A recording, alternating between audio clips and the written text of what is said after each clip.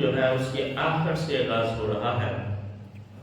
اللہ رب العزت نے ارشاد فرمایا الم تر الی الذین یزکون انفسہم، کیا آپ نے لوگوں کو نہیں دیکھا کہ جو اپنی ستھرائی بیان کرتے ہیں، جو کہتے ہیں کہ ہم بڑے پاکیزہ ہیں، ہم صاف ستھرے ہیں، بل اللہ یزکی من یشاء، بلکہ حقیقت یہ ہے اللہ جسے چاہتا ہے اسے ستھرا کر دیتا ہے۔ سبحان اللہ، بے شک۔ اس میں بالخصوص جو ہے وہ یہودیوں کا ذکر ہے۔ یہودی جو ہے ان کا یہ ماننا ہے کہ ہم تو انبیاء کی اولاد ہیں۔ یہودی خود کو انبیاء کی اولاد کہتے ہیں اور کہتے ہیں ہمارا جہنم کے ساتھ تو تعلق ہی کوئی نہیں ہے، ہم تو جنتی ہی جنتی ہیں۔ اور وہ جو ہے آپ کو یہودیت کو آج بھی دیکھیں تو ان میں وہ خود میں کسی کو شامل نہیں کرتے۔ کرسچن جو ہے وہ تبلیغ کرتے ہیں، اپنے مذہب کا پرچار کرتے ہیں، لوگوں کو عیسائیت کی دعوت دیتے ہیں۔ مسلمان تبلیغ کرتے ہیں، لوگوں کو اسلام کی طرف بلاتے ہیں۔ یہودی نہیں کرتے، وہ کہتے ہیں کہ جو انبیاء کی اولاد ہے وہ وہی ہے، اس کے علاوہ نہیں ہو سکتا۔ خود کو وہ ستھرا پاکیزہ سمجھتے ہیں اور اپنے آپ کو جو ہے وہ اللہ کے لاڈلے کہتے ہیں کہ ہم اللہ کے پیارے ہیں۔ تو اللہ رب العزت نے فرمایا کہ آپ ان کی طرف نہیں دیکھتے کہ یہ خود کو ستھرا کہتے ہیں، لیکن حقیقت یہ ہے کہ اللہ جسے چاہتا ہے اسے ستھرا کرتا ہے، اللہ اسے پاک کر دیتا ہے۔ دوسرا اس کا مطلب معنی جو ہے وہ یہ ہے کہ اپنی کبریائی بیان کرنا، بندہ اپنے آپ کو جو ہے وہ نیک اور پاک ظاہر کرے کہ میں بڑا نیک آدمی ہوں۔ جب ہم شیطان کی جو چالیں ہیں اس کو دیکھتے ہیں تو کچھ لوگ ایسے ہیں جو گناہ گار ہیں، وہ سمجھتے ہیں ہم گناہ گار ہیں۔ وہ پھر وقت آتا ہے جب بندہ گناہ کو گناہ سمجھتا ہے نا تو ایک وقت آتا ہے وہ اس کو ترک کر دیتا ہے، اسے توبہ کر دیتا ہے۔ لیکن شیطان کی ایک چال یوں بھی ہے کہ جب بندہ نیکی کی طرف آ جاتا ہے تو وہ پادشاہ بن جاتا ہے، وہ لوگوں میں کہتا پھرتا ہے کہ یہ باقی تو آپ دیکھیں جو بندہ نیا نیا نماز پڑھنا شروع کرے نا، وہ جب رستے سے گزرتا ہے نا، جو لوگ بیٹھے ہوتے ہیں نا رستے کے اندر، وہ سمجھتا ہے کہ یہ ساری کافر ہے، تو پتہ ہی نہیں ہے نماز بھی پڑھنی۔ جو بندہ جناب نوافل روزے جو ہے نفلی روزے وہ رکھنا شروع کر دے، وہ ایسی باتوں میں کہنا شروع کر دے گا کہ جی روزوں کا بڑا ثواب ہے، روزوں کی بڑی فضیلت ہے، میری عادت ہے جی میں ہر مہینے اتنے روزے رکھتا ہوں۔ مقصد کیا ہے؟ اپنی پاکیزگی اور ستھرائی جو ہے وہ بیان کرنا۔ اور جب بھی کسی عمل میں تکبر آ جاتا ہے پھر اس عمل کا ثواب ضائع ہو جاتا ہے، پھر وہ عمل خالصاً اللہ رب العزت کی رضا کے لیے نہیں رہتا۔ تو خالق کائنات نے بیان فرمایا کہ جہاں تک تزکیہ کا تعلق ہے، جہاں تک ستھرائی کا تعلق ہے، تو یہ تو اللہ رب العزت کے اذن پر موقوف ہے۔ اللہ جس کو چاہتا ہے پاکیزہ کر دیتا ہے۔ آپ لوگوں نے صوفیات میں بڑے بڑے واقعات سنے ہوں گے کہ بڑے بڑے جو ہیں وہ نیک بندے ایک وقت ایسا بھی آتا ہے بہک جاتے ہیں، اور بڑے بڑے ایسے لوگ جو گناہوں کی دالدل میں دھنسے ہوتے ہیں، ایک وقت آتا ہے دل پہ ایسی چوٹ لگتی ہے ان کی دنیا بدل جاتی ہے، اور وہ کوئی لٹیروں کا سردار ہے، کوئی چوری کرتا ہے، کوئی گناہ کوئی شرابی ہے، لیکن ایک وقت ایسا بھی آیا دل پہ ایسی چوٹ لگی کہ وہ ان کا شمار جو ہے وہ اولیاء کے اندر ہونا شروع ہو گیا۔ آج بھی لوگ ان کا نام لیتے ہیں اور کہتے ہیں یہ نام بزرگ ہے، پہلے ان کے یہ معاملات تھے لیکن جب اللہ کا فضل ہوا اس کے بعد نیکی کا رستہ اختیار کر لیا۔ تو اللہ نے فرمایا یہ اللہ ہے جس کو چاہتا ہے ستھرا کر دیتا ہے۔ وَلَا يُظْلَمُونَ فَتِيلًا، اور اللہ رب العزت کسی کے ساتھ داغ کے برابر بھی ظلم نہیں کرتا۔ فتیلہ جو ہے اس کا معنی مفسرین اکرام نے یہ بیان کیا کہ کھجور آپ لوگ کھائیں نا، کھجور کو کھولیں، کھجور کی گٹلی کے اوپر ایک باریک سا جو ہے وہ طے ہوتی ہے، ایک پردہ ہوتا ہے۔ اللہ رب العزت کی قدرت کو دیکھیں، کھجور کے اندر گٹلی کے اوپر ایک پردہ ہوتا ہے باریک سا، اس کو فتیل کہتے ہیں۔ تو اللہ رب العزت نے فرمایا جہاں تک اللہ کی بات ہے اللہ تو اس گٹھلی کے پردے کے برابر بھی کسی پر ظلم نہیں کرتا. یہ تو بندے ہی ہیں جنہوں نے خود کو جو ہے وہ گمراہی کے اندر جو ہے وہ ڈال رکھا ہے. انظر آپ دیکھیں کیف یفترون کیسے یہ بہتان باندھتے ہیں اللہ الکاذب اللہ پر جھوٹ باندھتے ہیں. یہ یہود جو ہے اللہ کے بارے میں کہتے ہیں کہ اللہ نے ہمیں عزیز رکھا ہے اللہ ہمیں جنت بھی دے گا. آقا علیہ الصلوۃ والسلام کو حکم ہوا ہے میرے محبوب آپ دیکھیں تو صحیح یہ کتنی ڈٹائی کے ساتھ کتنی بے باکی کے ساتھ اللہ رب العزت پر الزام لگاتے ہیں جھوٹا الزام لگاتے ہیں. حالانکہ اللہ رب العزت نے ان کے ساتھ بھی ایسا وعدہ نہیں کیا وَقَفَا بِهِ اسْمًا مُبِينًا اور یہ کافی ہے واضح گناہ یہ واضح گناہ ہے جو یہ کرتے ہیں.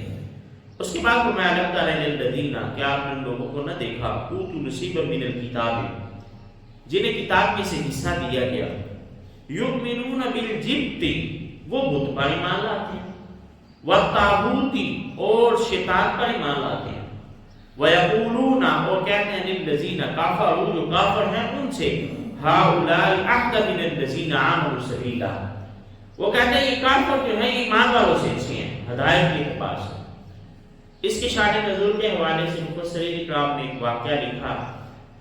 انہوں نے کہا کہ یہودی جو ہے کچھ مشرکین مکہ کے پاس گئے اور ان سے کہنے لگے کہ آؤ تم ہمارے پاس مل کر مسلمانوں کے خلاف جنگ کرتے ہیں مسلمانوں کے خلاف لڑائی کرتے ہیں انہیں ختم کرتے ہیں.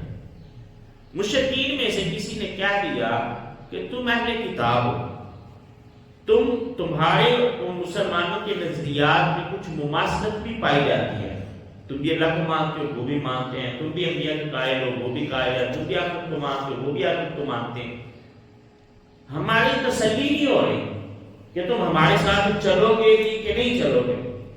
تو کہا اچھا تمہاری تسلی کیسے ہوتی ہے؟ تو مشرکین کہنے لگے جو ہمارا بت ہے اس کو سجدہ کرو تو پھر ہم تمہارے ساتھ وعدہ کرتے ہیں کہ ہم آئیں. ان یہودیوں نے بت کو سجدہ کر دیا. اللہ رب العزت نے اس بات کی طرف جو ہے وہ اشارہ کیا کہ اہل کتاب ایسے بھی ہیں یؤمنون بالجبت جو بت کو سجدہ کر بیٹھے جو بت پر ایمان لے آئے. آپ دیکھیں بت پرستی جو ہے اس کا تو کسی بھی الہامی دین کے ساتھ دور دور کا تعلق نہیں. دین کے اندر بگاڑ پیدا ہو جانا دین کے اندر خرافات آ جانا یہ اپنی جگہ لیکن صریح واضح طور پر بتوں کو سجدہ کرنا یہ الہامی دیان کے اندر نہیں. عیسائیوں کے اندر انہوں نے چرچ کے اندر ایک تصویر لٹکائی ہوتی ہے جس کے سامنے وہ ادب سے کھڑے ہوتے ہیں. وہ کہتے ہیں کہ یہ جیزس ہیں حضرت عیسیٰ علیہ السلام.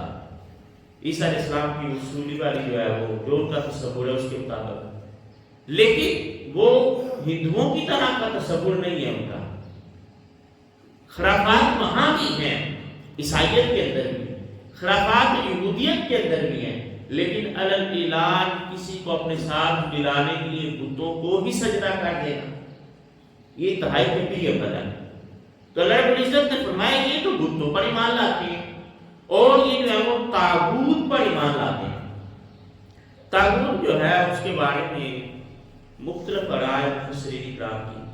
کسی نے کہا طاغوت ابلیس کو کہتے ہیں شیطان کو. یہ بتوں پر ایمان لاتے ہیں اور شیطان پر ایمان لاتے ہیں شیطان کے کام میں آ جاتے ہیں. کسی نے کہا اس واقعے کے اندر جو طاغوت ہے اس سے مراد کعب بن اشرف ہے. کعب بن اشرف جو ہے وہ یہودیوں کا ایک سردار ہے. اس کے بہکاوے میں لوگ آگے تھے اس لیے اسے طاغوت کہا گیا. لیکن طاغوت جو ہے اس کا مطلقاً مطلب یہ ہے کہ ہر وہ چیز جو آپ کو دین سے دور کر دے وہ آپ کے لیے طاغوت ہے.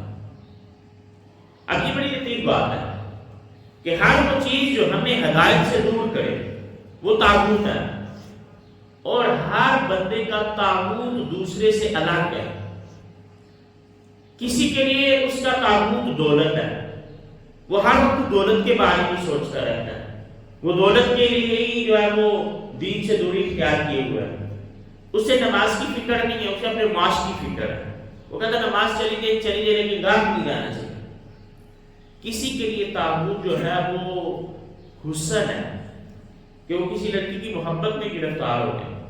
اب اس کی محبت جو ہے وہ اسے اللہ سے دور کر رہی ہے. وہ اس کے لیے تاغوت ہے. اور اس سے بھی تھوڑے تھرڈے درجے پہ آئیں تو بسا اوقات تاغوت وقتی ہوتے ہیں، وقتی تاغوت ہوتے ہیں. مثال کے طور پر آپ بیٹھے ہوئے ہیں، گھر پہ مہمان آ گئے، ادھر مہمان آئے، ادھر جو ہے وہ نماز کا وقت ہو گیا. اب مؤذن اذان دیتا ہے، آجو کامیابی کی طرف، آجو نماز کی طرف. اب وہ ادھر مہمان بیٹھے ہوئے ہیں، بندہ اٹھ بھی نہیں سکتا. اس کیفیت میں وہ مہمان اس کے لیے تاغوت ہے. آپ مسجد کی طرف جا رہے ہیں، راستے میں ایک بندہ مل گیا، وہ کہتا ہے حضرت جی یہ تو مسئلہ تو بتا دیں. ادھر جواب کھڑی ہے، ادھر ہم مسئلہ بتانے شروع کر دیں، تو اس وقت میں وہ بندہ ہمارے لیے تاغوت ہے. تو تاغوت سے مراد ہر وہ چیز جو بندے کو دین سے دور کر دے. پھر وَيَقُولُونَ، اور انہوں نے کہا، یہودیوں نے کہا، لِلَّذِينَ كَفَرُوا، کافروں کے بارے میں، ہؤلاء یہ لوگ اهدىٰ مِنَ الَّذِينَ آمَنُوا سَبِيلًا، یہ ان کا جو راستہ ہے وہ ایمان والوں سے بہتر ہے ہدایت کے اعتبار سے. کسی نے کہا وہ مشرکین میں سے. اچھا اب یہ بتاؤ، پہلے بت کو سجدہ کروایا، پھر کہا یہ بتاؤ کہ ہم زیادہ ہدایت پر ہیں کہ مسلمان؟ تو وہ یہودی کہنے لگے نہیں، مسلمان تو گمراہی پہ ہیں، ہدایت پہ تو تم ہو. سری جو مشرکین ہیں ان کو یہود کہتے ہیں کہ تم مسلمانوں کی نسبت زیادہ ہدایت پر. پھر وہ واپس آ گئے جو بھی ان کا معاہدہ تھا وہ کرنے کے بعد. اولئک الذین، اللہ نے فرمایا یہی وہ لوگ ہیں، لعنۃ اللہ، جن پر اللہ نے لعنت کر دی.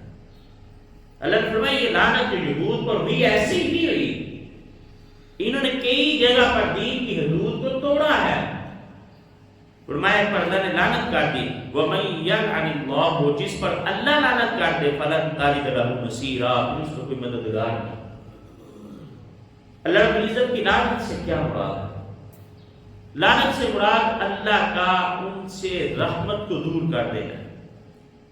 لعنت سے مراد اللہ رب العزت کا انہیں عذاب کے اندر گرفتار کر دینا. تو جو لعنت ہے اس کے بارے میں مفسرین کرام نے لکھا کہ لعنت مطلقاً اعمال پر ہو سکتی ہے، شخصیات پر نہیں. اعمال پر، مثال کے طور پر لعنت اللہ علی الکاذبین، قرآن نے کہا لعنت ہو ان پر جو جھوٹے ہیں. ایک عمل پر ہوئی کہ جتنے بھی جھوٹے ہیں ان پر اللہ کی لعنت ہو. دوسری لعنت اس کے لیے جائز ہے جس کے بارے میں قطعی علم ہو کہ اس کا خاتمہ کفر پر ہوگا. جیسے ابو جہل ہے، سب کو پتہ ہے کافر مرا ہے، اس پر لعنت کریں تو یہ جائز ہے، درست ہے یہ بات. ابو لہب ہے، کفر پر مرا ہے، اس کے بارے میں کوئی لعنت کرے تو اس پر کوئی ملامت نہیں ہے. لیکن جس بندے کے بارے میں ڈاؤٹ ہو یا جو بندہ زندہ ہو اس پر علماء نے لعنت کرنے سے منع کیا. کیوں؟ ایک بندہ آج گناہگار ہے، ممکن ہے کل کلا وہ جو ہے اسلام کے قریب ہو جائے، کل کلا اس کو ہدایت مل جائے. اس لیے زندہ لوگوں پر جو ہے وہ لعنت کرنا درست نہیں. ہمارے یہاں بھی لوگ جو ہے وہ ایسی زبان سے کہتے رہے ہیں یہ تو لعنتی ہے، اس پر لعنت ہے. اس طرح کے جو جملے ہیں ان سے بچنا چاہیے. فرمایا پر اللہ کی لعنت ہے، اور جس پر اللہ کی لعنت ہو اس کو کوئی مددگار نہیں ہے.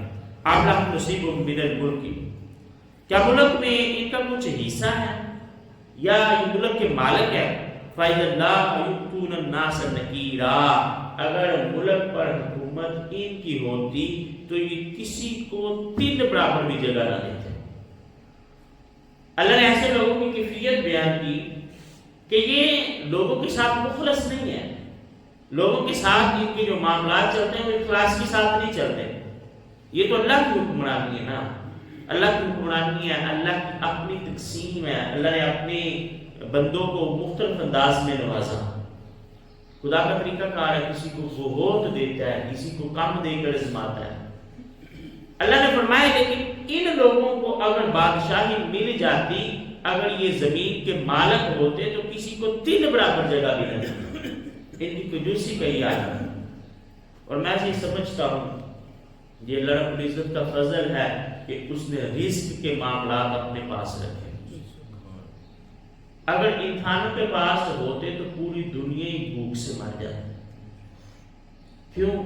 اتنے لوگوں کے اندر حاسدین ہوتے ہیں نا اور وہ اتنی چالیں اور تدبیریں اور معاملات کرتے ہیں کہ لوگوں کا رزق ہی بند ہو جاتا.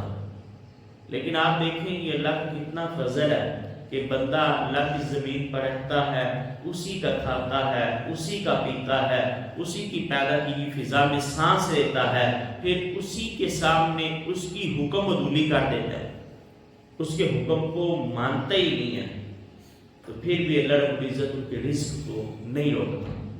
اللہ پھر بھی ان کو رزق عطا کرتا ہے. وہ فرشتے جو اعمال لے کر جاتے ہیں پہلے ٹائم اللہ انہیں کے ہاتھ رزق بھیج دیتا ہے کہ جاؤ آج میرے بندے کے لیے رزق لے جاؤ، اور پچھلے وقت میں وہ ہمارے گناہوں کو لے کر اللہ کی بارگاہ میں چلے جاتے ہیں، یا اللہ جی نے تمہیں رزق دیا، انہوں نے یہ اعمال کیے.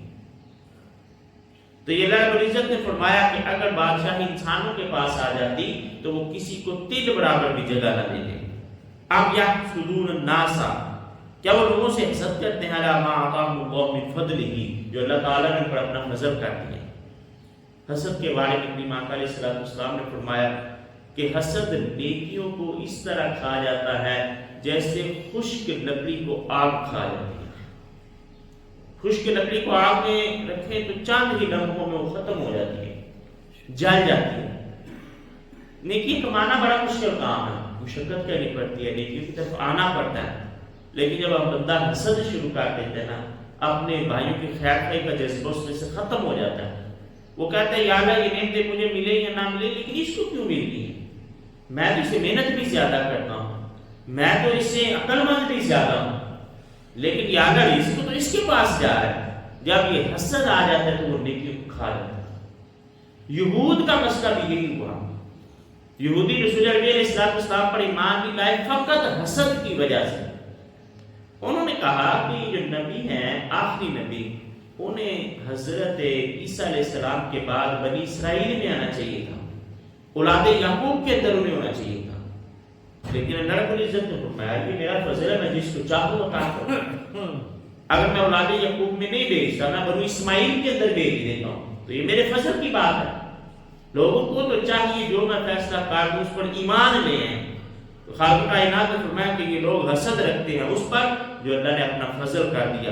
فقط آتینا علی ابراہیم الکتاب، حالانکہ ہم نے اولاد ابراہیم کو کتاب دی. دونوں صورتوں میں اگر نبوت بنو اسماعیل کے اندر آتی ہے پھر بھی اولاد ابراہیم میں رہی، اور اگر نبوت بنی اسرائیل میں رہی تو وہ بھی اولاد ابراہیم میں رہی. کیونکہ حضرت ابراہیم علیہ السلام کی دونوں بیٹے، حضرت اسحاق علیہ السلام اور حضرت اسماعیل علیہ السلام. حضرت اسحاق علیہ السلام نے انبیاء علیہ السلام کا ایک سلسلہ چلا، جتنے بھی نبی ہوئے سارے حضرت اسحاق علیہ السلام کی اولاد میں سے ہوئے. امام الانبیاء صلی اللہ علیہ وآلہ وسلم واحد کہتے جو ہیں وہ حضرت اسماعیل علیہ السلام کی اولاد میں سے ہوئے. تو اللہ رب العزت نے فرمایا کہ آپ دیکھیں ہم نے ابراہیم علیہ السلام کی اولاد میں ہی نبوت کو رکھا، والحکمہ اور حکمت کو رکھا، وآتیناہم ملکا عظیما، اور انہیں بڑی بادشاہی بھی دی. اللہ رب العزت نے فرمایا اب حضرت ابراہیم علیہ السلام جو ہے ان کے بارے میں پوری دنیا کا یہ نظریہ ہے کہ حضرت ابراہیم علیہ السلام ہمارے پیشوا. مسلمان کہتے ہیں کہ رسول اللہ علیہ السلام کے وہ جد امجد ہیں، اولو العزم انبیاء میں کا شمار ہوتا ہے، ہم ان کا بڑا احترام کرتے ہیں. یہودی جو ہیں وہ کہتے ہیں ہم حضرت ابراہیم علیہ السلام کو مانتے ہیں کیونکہ وہ سارے انبیاء کے بعد ہیں. عیسائی حضرت ابراہیم علیہ السلام پر ایمان رکھتے ہیں. یہاں تک کہ مشرکین مکہ بھی کہتے تھے کہ ہم بھی دین ابراہیمی پر ہیں، ہم کسی اور دین پر نہیں، ابراہیم علیہ السلام ملت ابراہیمی پر ہیں. اللہ نے فرمایا اگر تمہارا یہ نظریہ درست ہو کہ تم ابراہیم علیہ السلام کو مانتے ہو تو پھر تو نبوت، حکمت اور بادشاہت ہم ابراہیم کی اولاد میں رکھتے ہیں. جس کو بھی نبوت ملی ابراہیم علیہ السلام کی اولاد میں سے ملی، چاہے وہ حضرت اسماعیل علیہ السلام کی اولاد سے ہو، یہ چاہے حضرت اسحاق علیہ السلام کی اولاد سے. تو اس کا مطلب یہ ہوا کہ تم ابراہیم علیہ السلام پر بھی ایمان نہیں رکھتے. دوسرا جو اللہ نے بادشاہی کی بات کی، انبیاء علیہ السلام کے اندر اولاد ابراہیم میں ایسے نبی بھی ہوئے جنہیں ایسی بادشاہت ملی کہ جس کا تصور بھی ناممکن ہے. حضرت داؤد علیہ السلام کو دیکھیں، حضرت یوسف علیہ السلام کو دیکھیں، اور حضرت سلیمان علیہ السلام کو دیکھیں. کہ سلیمان علیہ السلام کا ہواؤں پر بھی تصرف تھا، جنات جو ہیں وہ بھی آپ کے پاس آ کر حاضری لگواتے ہیں، پرندے جو ہیں وہ بھی آپ کے دربار میں حاضر ہوتے ہیں۔ لمبے واقعات ہیں، جہاں ذکر ہوگا اس پر بھی بات کریں گے۔ ایک دن اللہ کے رسول صلی اللہ علیہ وآلہ وسلم آپ کہنے لگے رات میں نماز پڑھ رہا تھا، شیطان آ گیا، میرا جی چاہا میں اس کو پکڑ کرنا مسجد کی ستون سے باندھ دوں تاکہ صبح جو ہے وہ لوگ دیکھ لیں گے شیطان۔ پھر آپ کہنے لگے مجھے اپنے بھائی سلیمان علیہ السلام سے حیا آ گئی، جنہوں نے اللہ کی بارگاہ میں دعا کی تھی یا اللہ مجھ جیسی حکمرانی میرے بعد کسی کو نہ دینا، مجھے ان سے حیا آ گئی، نہیں تو میں شیطان کو پکڑ کر باندھ دیتا۔ اور کریم آقا علیہ السلام کی ظاہراً جو ہے وہ بادشاہت کا تصور نہیں ہے۔ آقا علیہ السلام نے اختیاری فقر جو ہے اس کو لیا۔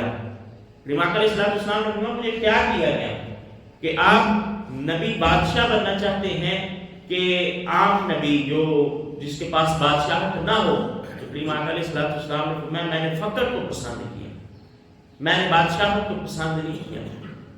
کریم آقا علیہ السلام نے فرمایا اگر میں چاہتا تو احد پہاڑ میرے ساتھ سونا بن کر چلتا، میں جہاں چاہتا اس کو خرچ کرتا، لیکن کریم آقا علیہ السلام نے فقر کو پسند کیا۔ صرف اتنا ہی نہیں بلکہ اللہ کے رسول صلی اللہ علیہ وآلہ وسلم دعا مانگا کرتے تھے، یا اللہ مجھے مساکین کے اندر رکھ، یا اللہ مجھے میرا جو ہے مجھے اٹھانا قیامت کے دن مساکین کے ساتھ، اور قیامت کے دن میرا حشر جو ہے وہ مساکین کے ساتھ کرنا، تاکہ جو امت کے وہ لوگ ہیں جن کے پاس وسائل نہیں ہیں ان کو ایک کانفیڈنس ملے، ان کا اعتماد بحال ہو کہ کوئی بات نہیں، اگر ہم پر آزمائش آئی تو اللہ کے نبی صلی اللہ علیہ وآلہ وسلم نے بھی دنیا کی سختیوں کو دیکھا ہوا۔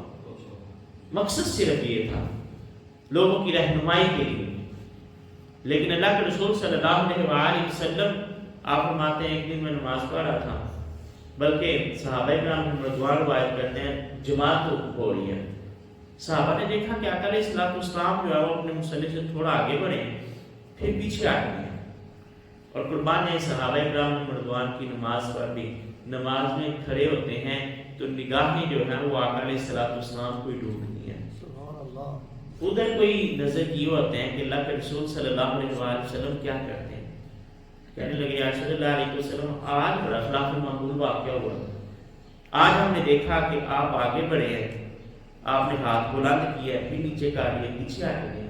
تو کریم آقا علیہ السلام نے فرمایا اے میرے صحابہ، میں نماز پڑھا رہا تھا تو میرے پاس سامنے جنت آ گئی، میں جنت کا مشاہدہ کر رہا تھا، جنت میں میں نے انگوروں کی بیل دیکھی جس پر انگور لگے ہوئے تھے، میں نے چاہا کہ یہ انگور اتار دوں، ہاتھ آگے بڑھایا پورے، پھر مجھے اللہ سے حیا آ گئی کہ اللہ رب العزت نے تو اپنی یہ نعمتیں جو ہے وہ آخرت کے لیے رکھی ہیں، پھر میں نے اپنے ارادے کو ترک کر دیا کہ اللہ رب العزت نے اولاد ابراہیم میں بادشاہت بھی دی، وہ کریم آقا علیہ السلام نے ظاہری بادشاہت کو اختیار نہیں کیا، لیکن اللہ رب العزت نے اتنے اختیارات دیے تھے کہ یہاں مصلی پہ کھڑے ہوتے ہیں ہاتھ جنت تک بھی پہنچ جاتے ہیں۔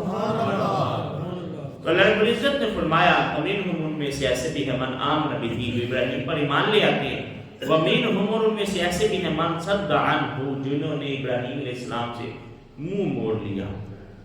اب چاہیے تو یہ تھا کہ سارے ایمان لے آتے ہیں، جو یہودی اتنے بڑے دعوے کرتے ہیں، ہم سورہ بقرہ کے اندر بڑی تفصیلاً ان کے بارے میں بات کیا ہے کہ ان کے دعوے تو بڑے بڑے تھے لیکن ان کے اعمال کبھی بھی ان کے دعوے کا ساتھ نہیں دے سکتے، تو فرمایا انہی میں سے ہیں جو ان پر ایمان بھی لے آتے ہیں ابراہیم علیہ السلام پر، اور انہی میں سے جو انکار کرتے ہیں، منہ موڑ لیتے ہیں۔ وَكَفَىٰ بِجَهَنَّمَ سَعِيرًا، اللہ نے ان کے لیے کافی کر دیے جہنم کی بڑھتی ہوئی آگ، انہیں جہنم کی بڑھتی ہوئی آگ کے اندر ڈالا جائے گا۔ ان الذین کفروا، بے شک وہ لوگ جو کافر ہے، بِآیاتِنَا، جنہوں نے ہماری آیتوں کے ساتھ کفر کیا، سوف نصلیہم نارا، انہیں آگ قریب جہنم میں ڈال دیا جائے گا، جلد انہیں آگ کے اندر ڈال دیا جائے گا۔